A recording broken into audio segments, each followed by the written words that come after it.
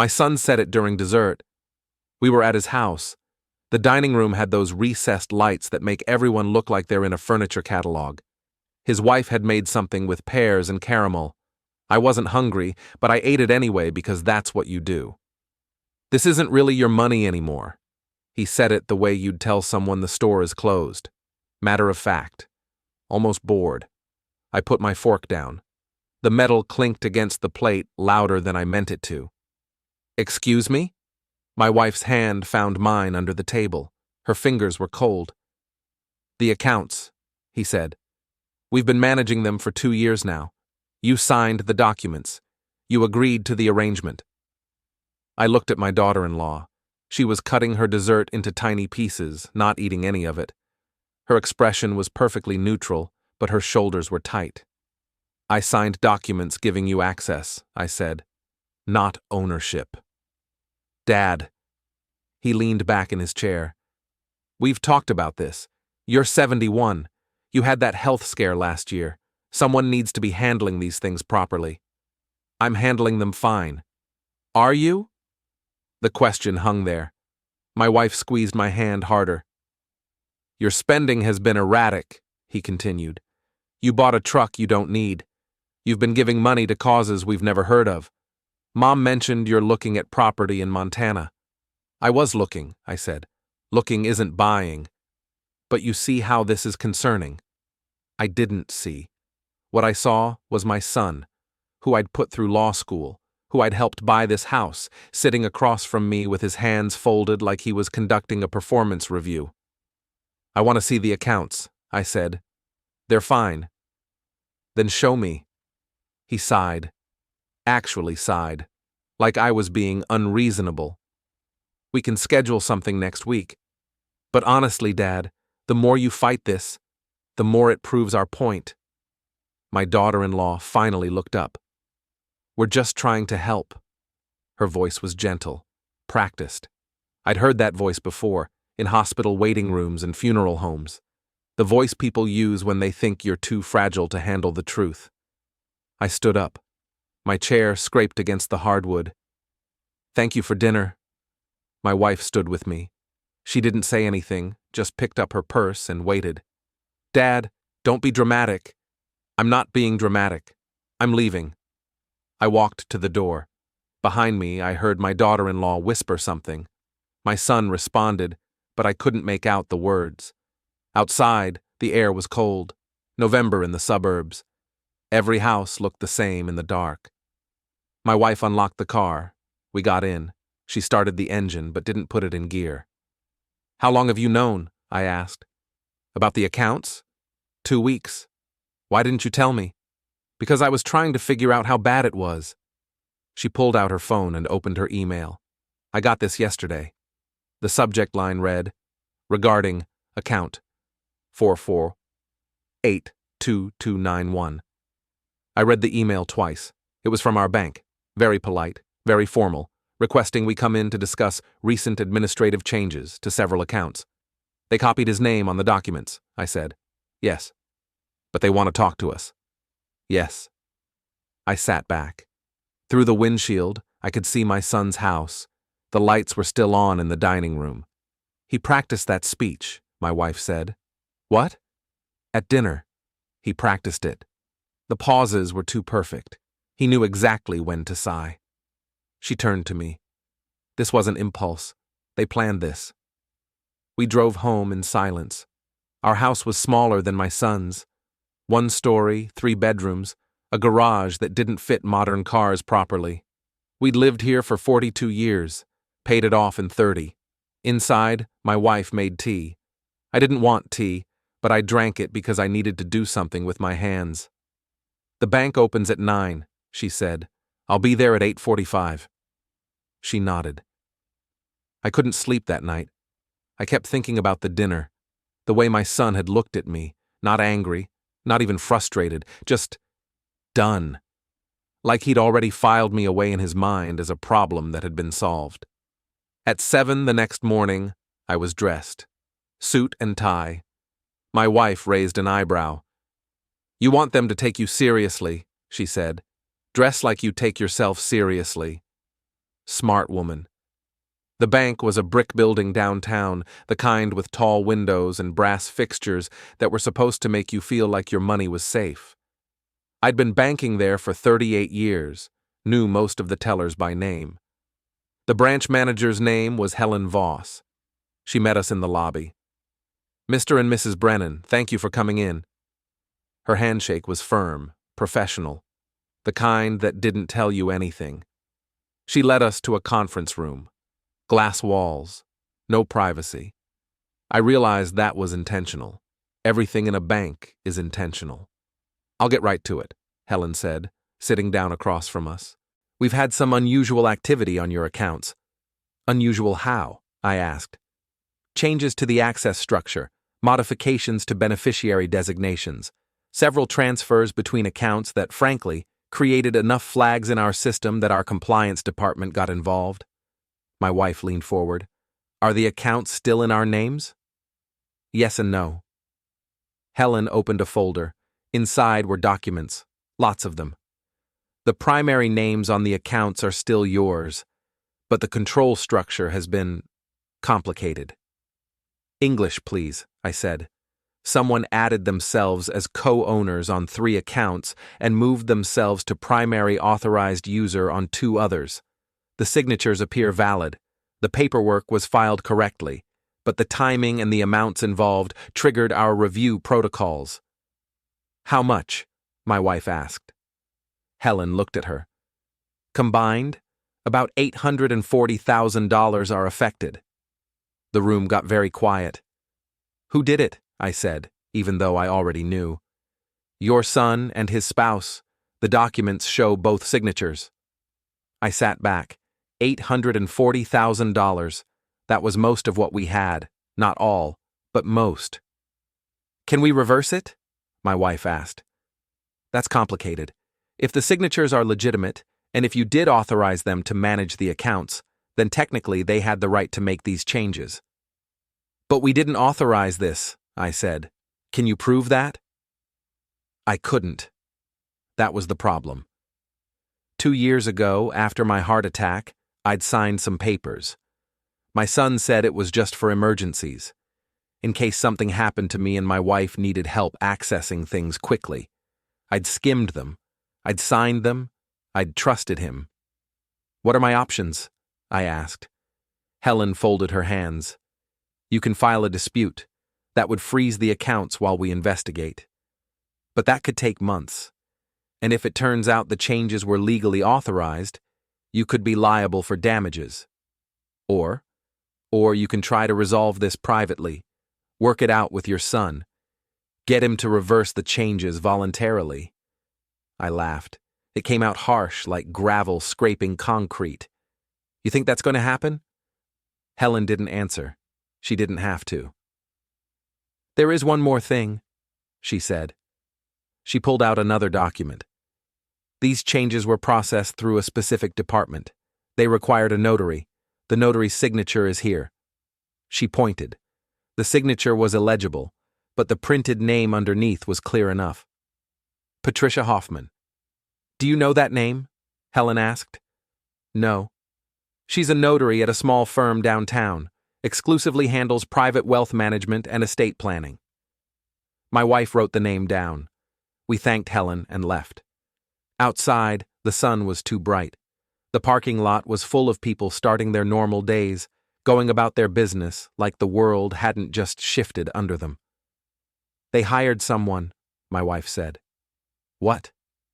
"A notary who specializes in estates. They didn't just decide to do this last month. They planned it. They researched it.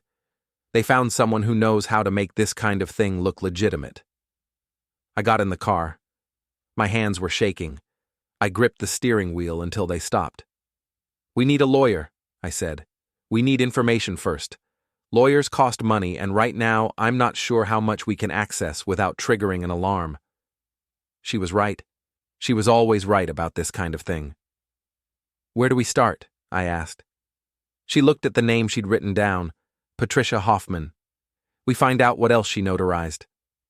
As the story unfolds, hit the hype button, like, subscribe, and write in the comments. Would you forgive them or walk away. Patricia Hoffman's office was in a building that tried too hard. Marble lobby, fake plants, elevator music that made you want to take the stairs. The directory listed her on the 3rd floor, Hoffman and Associates, Estate Planning. We didn't have an appointment.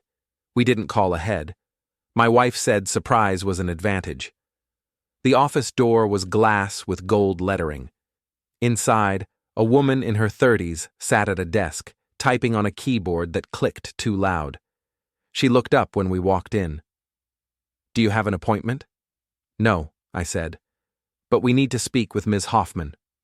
"She's with a client." "We'll wait." The woman looked like she wanted to argue, but my wife sat down in one of the chairs against the wall and opened a magazine. I sat next to her. The receptionist went back to typing. 20 minutes later, an older man came out of the inner office. He looked relieved, like he'd just unloaded a problem he'd been carrying for years. Patricia Hoffman walked him to the door, shook his hand, and turned to see us sitting there. She was younger than I expected. Maybe 40, dark hair pulled back tight, expensive suit. The kind of person who'd learned early that appearances matter. "Can I help you?" "We'd like a few minutes," my wife said. "It's about some documents you notarized." Something flickered in Patricia's expression. Not quite worry, just recalibration. "Come in." Her office was neat. Too neat.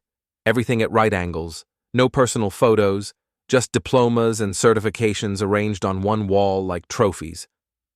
"What documents?" she asked, sitting behind her desk.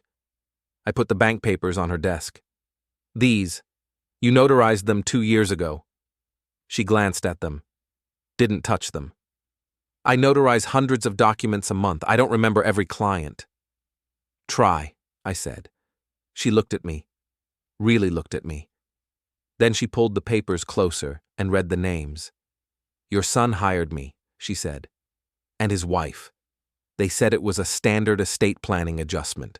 They had all the necessary documentation. Your signatures, witnesses, everything. My signature was obtained under false pretenses. That's not my problem." "Legally?" my wife said.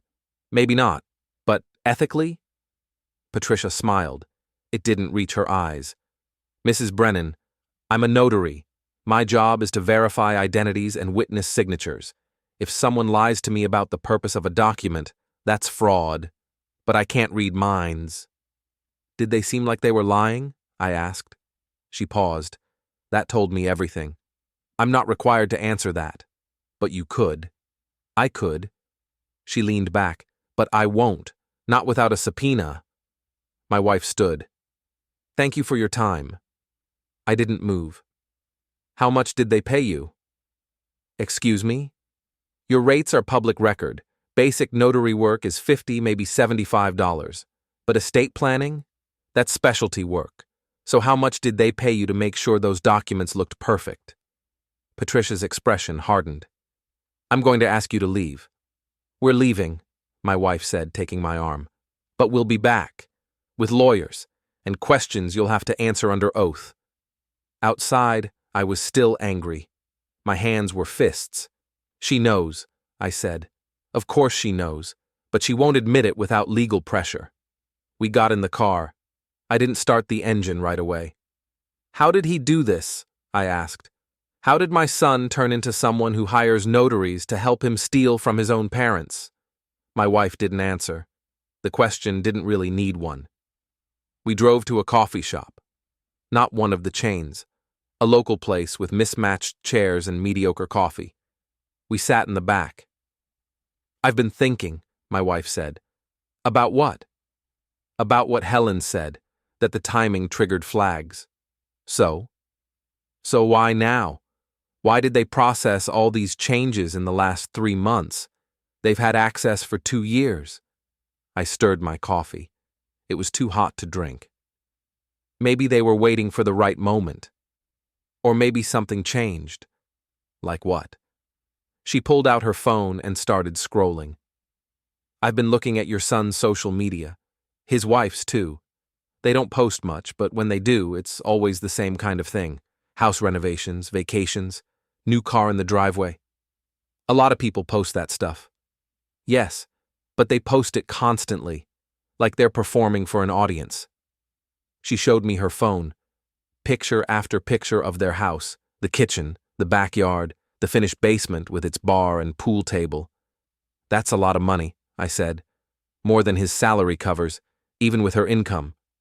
I looked at the photos more carefully. New appliances, hardwood floors that hadn't been there last year. The deck furniture alone probably cost $3,000. They're spending faster than they're earning, my wife said. You think they used our money for this? I think they're in debt, and I think they saw our accounts as a solution. I set my phone down. The coffee shop was filling up with the lunch crowd. People ordering sandwiches, laughing, living their normal lives. We need to find out how much they owe, I said. How do we do that? Their mortgage is public record. We can start there. We spent the rest of the afternoon at the county clerk's office. It's amazing what's public if you know where to look.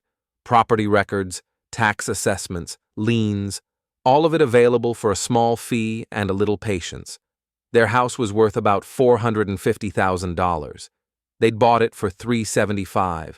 The mortgage was higher than it should be. They refinanced, my wife said, pointing at the screen. Last year, took out $60,000 in equity. For what? Renovations, probably, or debt consolidation. I scrolled down. There were other entries, small ones, a lien from a contractor, another from a credit card company that had filed for collections. They're drowning, I said, and they saw a life raft. We printed everything. The clerk gave us a paper bag to carry it all. It felt heavier than it was. On the drive home, my phone rang. I didn't recognize the number. Hello? Dad? My son's voice, tight, controlled. What do you want? I heard you went to the bank. You heard correctly. You didn't need to do that. We could have talked. We did talk, last night, at your house, remember? Silence. Then, you're making this harder than it needs to be. Am I? I'm trying to protect you. I laughed. It sounded mean because it was. Protect me, that's what you're calling it. Dad, don't. Don't call me that like it still means something. I hung up. My wife glanced at me. Feel better? No. But I did. A little. At home, we spread the documents across the dining room table. My wife made notes. I paced. It helped me think. We can't prove they stole anything yet, she said. The account changes were technically legal, and we can't prove they used our money for their house. So what do? We find leverage. Leverage? How? She tapped her pen on the table. Your son is a lawyer. He's careful, but his wife isn't. What do you mean? I mean, she's active on social media. She tags locations. She mentions people. She leaves a trail. My wife spent the next hour scrolling through my daughter-in-law's accounts. Instagram, Facebook, Twitter. It was like watching someone's life through a keyhole. Here, she said, turning her laptop toward me. It was a photo from 4 months ago. My daughter-in-law and another woman at a restaurant. The caption read, "Best business partner ever. Can't wait to see where this venture takes us." Who is that? I asked. My wife clicked on the tagged name. The profile was private, but the bio was visible. Entrepreneur, investor, making dreams reality. That's vague, I said. That's intentional. My wife opened another tab and started searching. But her name is Elizabeth Greer, and she's been sued 3 times for fraud. I leaned closer to the screen. The lawsuits were all civil, small claims, people who'd invested money in businesses that never materialized. None of them had gone anywhere, probably because the amounts were too small to make litigation worth it. You think my daughter-in-law is involved with her? I asked. I think it's worth finding out. We looked at more photos, more tags, more comments. And slowly, a pattern emerged. My daughter-in-law had been spending a lot of time with Elizabeth Greer. Lunches, coffee meetings, A weekend trip to the coast. They're planning something? My wife said. Planning what? I don't know yet. But people don't spend this much time with someone who's been sued for fraud unless they're either very naive or very desperate. I thought about the refinanced mortgage, the credit card collections, the perfectly staged photos of a life they couldn't actually afford. They're desperate, I said. My wife nodded. And desperate people make mistakes. I took the folder home and spread the documents across the dining room table. My wife stood next to me, reading over my shoulder. This is bad, she said. For them or for us? For everyone. The bank statements showed transfers, lots of them, from Apex Distribution to Elizabeth Greer's personal account, from Elizabeth's account to offshore accounts in the Cayman Islands, from the offshore accounts back to smaller LLCs with names like Summit Ventures and Cascade Holdings. She's laundering money, my wife said, or hiding it. Either way, this is federal. I looked at the emails. They were between Elizabeth and my daughter-in-law.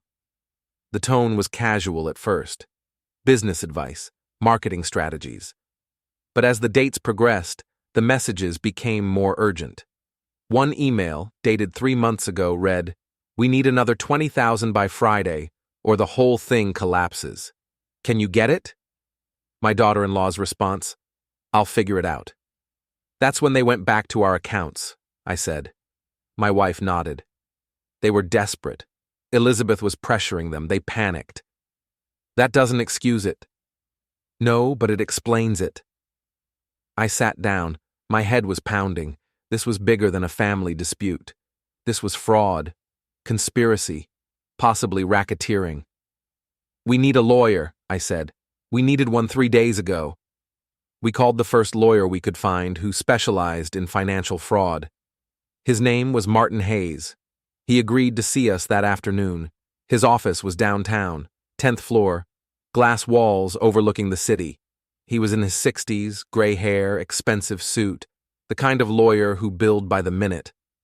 We showed him the documents. He read through them carefully, didn't say anything for a long time.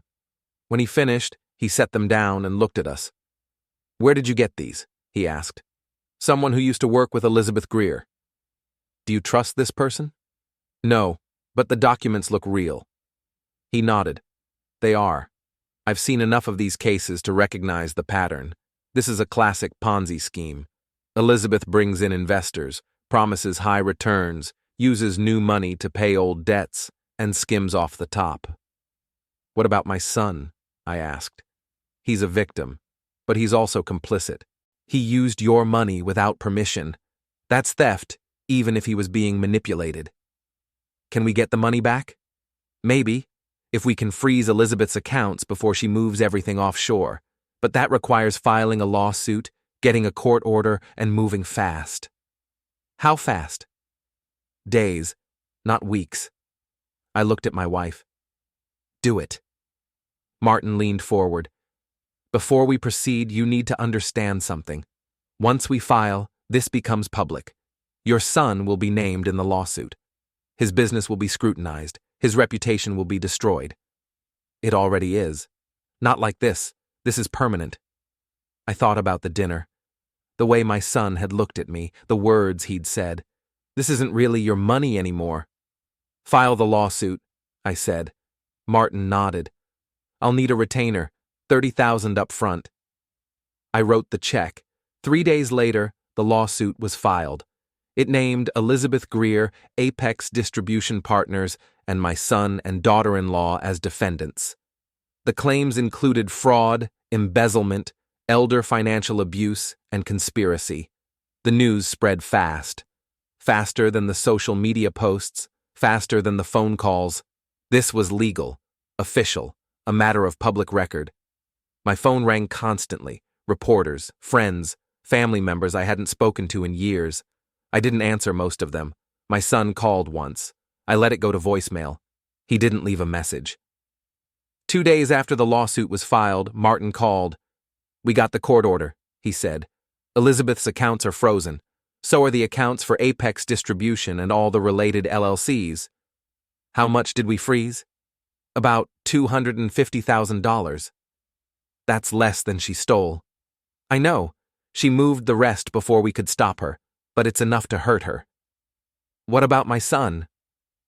His personal accounts are separate. We can't touch those without proving he directly benefited from the fraud. He did benefit. He paid for his house renovations with my money. Prove it. I couldn't. Not directly. The money had been moved too many times, through too many accounts. The trail was intentionally messy. What happens now? I asked. Now we wait. Elizabeth will try to settle. Your son will try to distance himself, and we'll see who breaks first. I hung up and looked at my wife. It's not enough. What do you mean? Freezing her accounts, filing a lawsuit. It's not enough. She'll just start over somewhere else. So, what do you want to do? I thought about it. I want to destroy her completely. Make sure she can never do this to anyone else. How? I don't know yet, but I'll figure it out. That night, I got another message from Amanda Pierce. Elizabeth is leaving town. Tonight. She booked a flight to the Cayman Islands. If you want to stop her, you need to move now. I showed my wife. This could be a trap, she said. Or it could be the truth. What are you going to do? I grabbed my keys. I'm going to the airport. I'm coming with you. We drove fast. Too fast. I didn't care. If Elizabeth left the country, she'd take whatever money she had left. She'd disappear, and I'd never see justice. The airport was 40 minutes away. We made it in 30. I parked in the short-term lot and ran inside. My wife followed. The departures board showed a flight to the Cayman Islands leaving in 90 minutes. Gate C-14. We went through security. The line was long. I kept checking my watch. Every minute felt like an hour. Finally, we made it through. We ran to Gate C-14. Elizabeth was sitting in the waiting area, scrolling through her phone. She had a carry-on bag next to her. She looked calm, relaxed, like she was going on vacation. I walked up to her. She looked up. When she saw me, her expression didn't change. Mr. Brennan, she said. What a surprise. You're not getting on that plane. I'm sorry? You heard me. She smiled. You can't stop me. I haven't been charged with a crime. I'm free to travel wherever I want. We froze your accounts. Some of them, not all. We'll find the rest. Good luck with that. I wanted to grab her, shake her, make her understand what she'd done. But I didn't. I couldn't. Not here. Not in front of security cameras and witnesses. You destroyed my family, I said. No, your son did that. I just gave him the tools. You manipulated him. I offered him a business opportunity. He chose to take it. He chose to use your money. That's on him, not me. You're a predator. She stood up. I'm a businesswoman, and if you'll excuse me, I have a flight to catch. She walked toward the gate. I watched her go. My hands were fists. My heart was pounding. Let her go, my wife said. I can't. Yes, you can. But I couldn't. I walked after Elizabeth. She was at the gate now, handing her boarding pass to the attendant. Wait, I said. She turned. What now? I didn't have a plan. I just knew I couldn't let her leave. You're going to pay for what you did, I said. She laughed. No, I'm not. I'm going to disappear. And you're going to spend the rest of your life trying to put your family back together. Good luck with that. She walked through the gate. I stood there watching her board the plane. My wife took my arm. Come on, she said. We're done here. We walked back through the terminal. Outside, the sun was setting. The parking lot was almost empty. We lost, I said. Not yet, my wife said. She's gone. But we know where she went, and we have the documents. She'll slip up eventually. People like her always do. I got in the car. I didn't start the engine. I just sat there, staring at nothing. What do we do now? I asked. We go home, we regroup, and we figure out the next move. But I didn't want to regroup. I wanted to end this.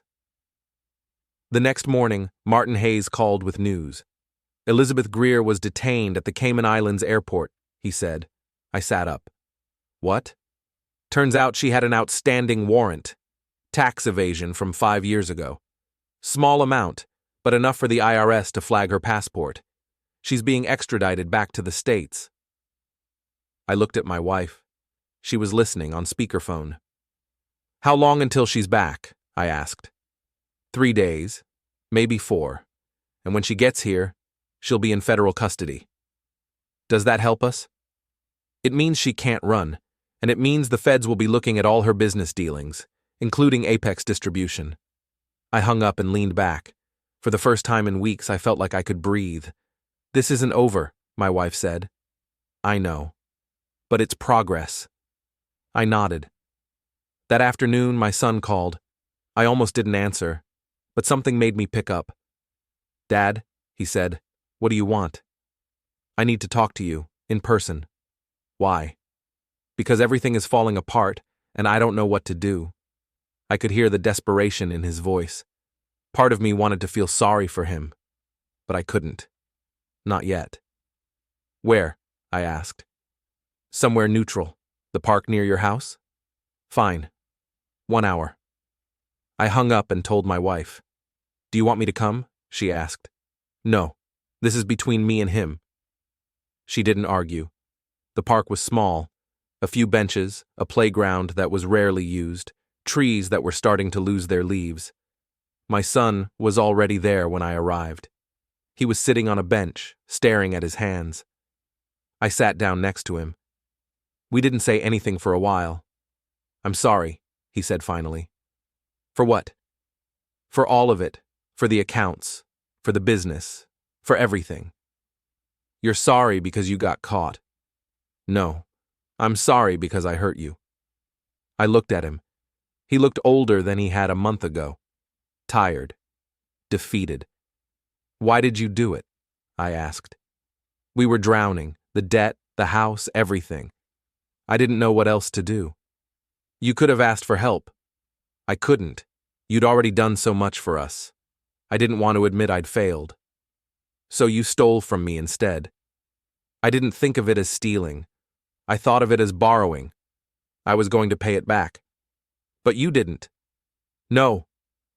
We sat in silence again. The wind picked up, scattering leaves across the grass. Elizabeth is in custody, I said. He nodded. I heard. She's going to tell them everything. About the business, about the money, about you. I know. What are you going to do? I don't know. My lawyer says I might be able to cut a deal, testify against Elizabeth in exchange for reduced charges. Will you? I don't have a choice. I stood up. You always had a choice. You chose wrong. I walked away. He called after me, but I didn't stop. At home, my wife was waiting. How did it go? She asked. He apologized. Do you believe him? I don't know. Maybe. But it doesn't change anything. 3 days later, Elizabeth Greer was back in the country. She was arraigned on federal charges and denied bail. The news made the local papers. My phone started ringing again. Martin called the next day. We got a settlement offer. From who? Your son. He's offering to return $40,000 and sign over his interest in Apex distribution. That's not enough. It's better than nothing, and it's more than we'd get if this goes to trial. What about the rest? We keep pursuing Elizabeth, but your son is trying to separate himself from her. If he cooperates with the feds, he might avoid prison. Might. That's the best I can do. I thought about it. $40,000. It wasn't 73, but it was something. Take the deal, I said. A week later, the settlement was finalized. My son transferred the money back to our account. He signed a document agreeing to never access our finances again, and he agreed to testify against Elizabeth. We didn't speak. The trial for Elizabeth Greer took 6 months. I attended every day, sat in the back of the courtroom, watched as prosecutors laid out the evidence, the fake businesses, the offshore accounts, the investors who'd lost everything. My son testified. He looked small on the witness stand. Nervous, he told the truth about how Elizabeth had recruited him, about how she'd convinced him that dropshipping was easy money, about how she'd pressured him to invest more when the business started failing. The jury deliberated for 2 days. Elizabeth was found guilty on all counts: fraud, money laundering, conspiracy. The judge sentenced her to 12 years in federal prison. When the verdict was read, I felt nothing, no relief, no satisfaction, just emptiness. Outside the courthouse, my wife took my hand. "It's over," she said. "Is it?" "The legal part is, the rest is up to you." I didn't know what the rest looked like. My son and I hadn't spoken since the settlement. My daughter-in-law had filed for divorce. Their house was in foreclosure. I'd won. But it didn't feel like winning. That night, I couldn't sleep. I kept thinking about the dinner, the way my son had looked at me, the words he'd said. "This isn't really your money anymore." He'd been wrong. It was my money. It had always been my money. And now I had most of it back. But I'd lost something else. Something I couldn't get back. The next morning, my wife found me sitting at the kitchen table. "What are you thinking about?" she asked. "Revenge." "You got your revenge." "Did I?" She sat down across from me. "What else do you want?" I didn't know. That was the problem. 2 weeks after the trial ended, my daughter-in-law called. I almost didn't answer, but curiosity got the better of me. "Hello?" "It's me," she said. Her voice was small, shaky. "What do you want?" "I need to talk to you, please." "Why?" "Because I'm losing everything, and I don't have anyone else to turn to." I should have hung up. Should have told her it wasn't my problem. But something in her voice stopped me. "Where?" I asked. "The coffee shop near your house. 30 minutes?" "Fine." I told my wife where I was going. She raised an eyebrow but didn't try to stop me. The coffee shop was crowded, lunch rush. I found my daughter-in-law sitting in the back corner, hunched over a cup of tea she wasn't drinking. She looked up when I sat down. Her eyes were red. "Thank you for coming," she said. I didn't respond. "I know you hate me," she continued. "I know I deserve it. But I need you to understand something." "Understand what?" "Why I did it. Why we did it." "You did it because you were greedy." "No. We did it because we were scared." She pulled out her phone and showed me something. Medical bills, lots of them, all in her name. "I had cancer," she said. 2 years ago, stage 2. We caught it early, but the treatment was expensive. Insurance covered most of it, but not all. We ended up with $80,000 in medical debt. I stared at the bills. I hadn't known. My son had never mentioned it. "That's why we refinanced the house," she said. "That's why we were drowning. We weren't trying to live above our means. We were trying to survive. You still could have asked for help. We tried. Your son asked you for a loan. Do you remember?" I did, vaguely. A year ago, maybe longer. He'd mentioned needing money for something. I'd told him to figure it out, that I wasn't a bank. "I told him to be more responsible," I said. "He was being responsible. He was trying to save my life." I sat back. The coffee shop suddenly felt too small, too loud. "Why didn't he tell me the truth?" I asked. "Because he was ashamed. Because he thought if he told you I was sick, you'd think he was weak." "That's stupid." "Maybe, but that's how he felt." She wiped her eyes. "When Elizabeth approached us, she made it sound so easy. Start a business, make some money, pay off the debt.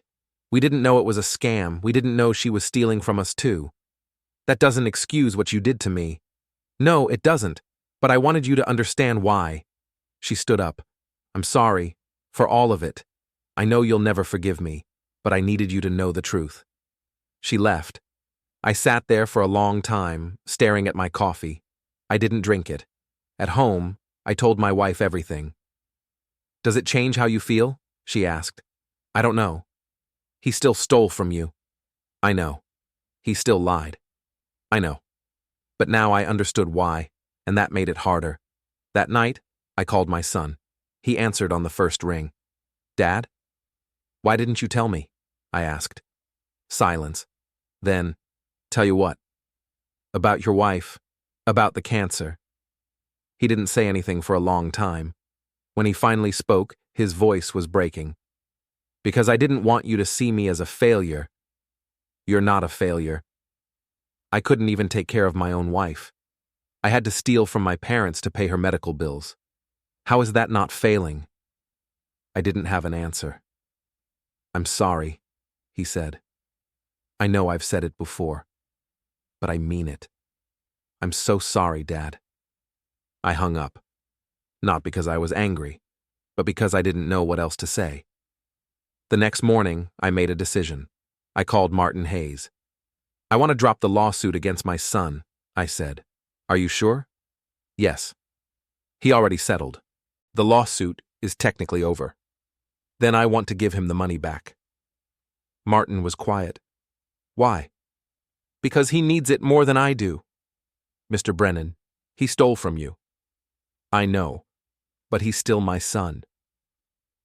I transferred $40,000 back into my son's account. I didn't tell him. I didn't call. I just did it. My wife found out later that day. "What did you do?" she asked. "What I should have done a year ago." "You gave him the money." "Yes." "He's going to think you're weak." "I don't care." She looked at me for a long moment. Then she nodded. "Okay." A week later, my son called. "Dad, I saw the transfer." "I know." "Why?" "Because you needed it, and because I should have helped you when you asked the first time." He was crying now. I could hear it. "I don't deserve this," he said. "Probably not, but I'm doing it anyway." We talked for an hour, the longest conversation we'd had in months. We didn't fix everything, but we started. 3 months later, I got a call from Amanda Pierce. "I thought you'd want to know," she said. "Elizabeth Greer tried to appeal her sentence. It was denied." "Good." "There's more. The feds found another offshore account. She'd hidden about $400,000. They're seizing it. Some of it might go back to the victims." "How much?" "Depends on how many claims get filed. But you'll get something." I thanked her and hung up. That evening, my son and his wife came over for dinner. It was the first time they'd been to our house since everything happened. The conversation was stilted at first, awkward, but slowly it got easier. We talked about small things, the weather, work, plans for the holidays. After dinner, my son pulled me aside. "I got a job offer," he said. "Where?" "Another firm, smaller, less pay, but it's a fresh start." "Are you going to take it?" "I think so. We need to get out from under all this." I nodded. "That's smart." He looked at me. "I know I haven't said it enough, but thank you. For the money. For not giving up on me. You're my son. I wasn't going to give up on you." He hugged me. It was brief, uncomfortable, but it was something. After they left, my wife and I cleaned up. "Do you think things will ever be normal again?" she asked. "I don't know. But there'll be something." "Is that enough?" I thought about it. It has to be. 2 weeks later, I was at the bank. Helen Voss called me into her office. "I have good news," she said. She handed me a document. It was a check from the Federal Asset Forfeiture Program, $62,000. "This is from Elizabeth's offshore account," Helen said. "It's your portion based on the amount you lost." I stared at the check. It wasn't everything, but it was close. "Thank you," I said. At home, I showed my wife. "We won," she said. "Did we?" "We got the money back. Elizabeth is in prison. Your son is getting his life together. What else is there?" I didn't answer, because the truth was, I didn't know if we'd won or lost. We'd survived. That was all. That night, I couldn't sleep. I kept thinking about everything that had happened. The dinner, the bank, the lawsuit, the trial. I thought about my son's face when he'd said, This isn't really your money anymore. He'd been wrong, but he'd also been right. Because even though I had the money back, something had changed. The relationship we'd had was gone. We were rebuilding, but it would never be the same. At 3 a.m, I got out of bed and went to the kitchen. I made coffee. I sat at the table. My wife found me there at sunrise. "What are you thinking about?" she asked. "Revenge." "Again?" "Not revenge. Justice. There's a difference." "Is there?" I thought about it. Revenge is about making someone hurt. Justice is about making things right. And did you make things right? I tried. She sat down next to me. That's all anyone can do. A week later, my son called. "Can I come by?" he asked. "Sure." He showed up an hour later. He was carrying a folder. "What's this?" I asked. "A gift, sort of." I opened it. Inside were documents, account statements, receipts, a full accounting of every dollar they'd taken and every dollar they'd spent. "I wanted you to see where it all went," he said. "No more secrets." I read through the documents. Medical bills, house payments, business expenses. It was all there, laid out clearly. "Why now?" I asked. "Because I owe you the truth, and because I don't want there to be anything between us anymore." I looked at him. He looked tired, but hopeful. "Thank you," I said. He nodded. "There's one more thing." He pulled out another document, a contract. "I'm starting over, new business, legitimate, no partners, no schemes, just me, and I want to know if you'd be willing to invest." I stared at the contract. "You're asking me for money?" "I'm asking you to believe in me." I set the contract down. "How much?" "20,000. It's a business loan. I'll pay it back with interest." I looked at my wife. She shrugged. "Your call." I thought about everything we'd been through. The lies, the theft, the betrayal. And then I thought about the conversation we'd had, about the medical bills, about the fear, about the desperation that had driven him to do something stupid. "I'll do it," I said. "Really?" "On one condition. I want monthly reports. I want to see every expense, every decision. And if I think you're lying to me, I pull out immediately." "Deal." He shook my hand. It was firm, confident. The handshake of someone who was trying to rebuild. After he left, my wife looked at me. "You're either very brave or very stupid," she said. "Probably both." The next morning, I transferred the money.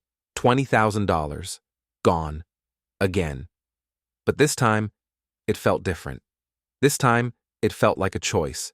6 months later, my son's business was doing well. Small contracts, steady income, nothing flashy. But it was working. He paid me back in full, with interest. The day I received the final payment, I called him. "Congratulations," I said.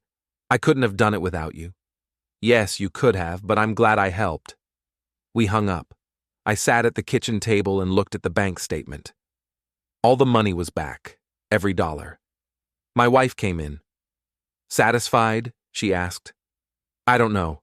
Am I supposed to be?" "I think so." I thought about it, about the journey, about the fight, about the choices I'd made. "I'm not satisfied," I said, "but I'm okay with that." She smiled. "Good." That night, I slept through for the first time in months. The next morning, I woke up and made coffee. My wife was already at the table, reading the news on her laptop. "Anything interesting?" I asked. "Elizabeth Greer's appeal was denied again. Looks like she'll be serving the full 12 years. I nodded. "Good." I sat down and drank my coffee. The sun was coming through the window. The house was quiet. It was over. Really over. And I'd won. Not the way I'd imagined. Not with some dramatic confrontation or perfect moment of triumph, but I'd won anyway. My son was rebuilding his life. My money was back. Elizabeth was in prison. Justice had been served. Not perfectly, not completely, but enough. I looked at my wife. She was smiling at me. What? I asked. Nothing. I'm just proud of you. For what? For not giving up. For fighting. For being smarter than they thought you were. I smiled back. I had help. Damn right you did. We finished our coffee in silence. Later that day, my son called. He wanted to bring his wife over for dinner again. I said yes. As I hung up, I realized something. I'd spent months consumed by revenge, by anger, by the need to make them pay, and I had made them pay. But in the end, the real victory wasn't about destroying them. It was about rebuilding what they'd tried to break. My family wasn't perfect. It never would be. But it was mine, and I'd fought for it. That was enough. That evening, they came over. Dinner was good. The conversation was better. We laughed. We talked. We were careful around certain topics. But we were trying. After they left, my wife and I stood on the porch watching their car pull away. Do you think we'll ever fully trust him again? She asked. I don't know, but I think we can try. That's all anyone can ask for. I put my arm around her. The night was cold. The stars were out. We did it, I said. We did. Inside, the phone rang. I ignored it. Whatever it was, it could wait. For the first time in months, I had my life back. Not the way it was before, but something new, something stronger.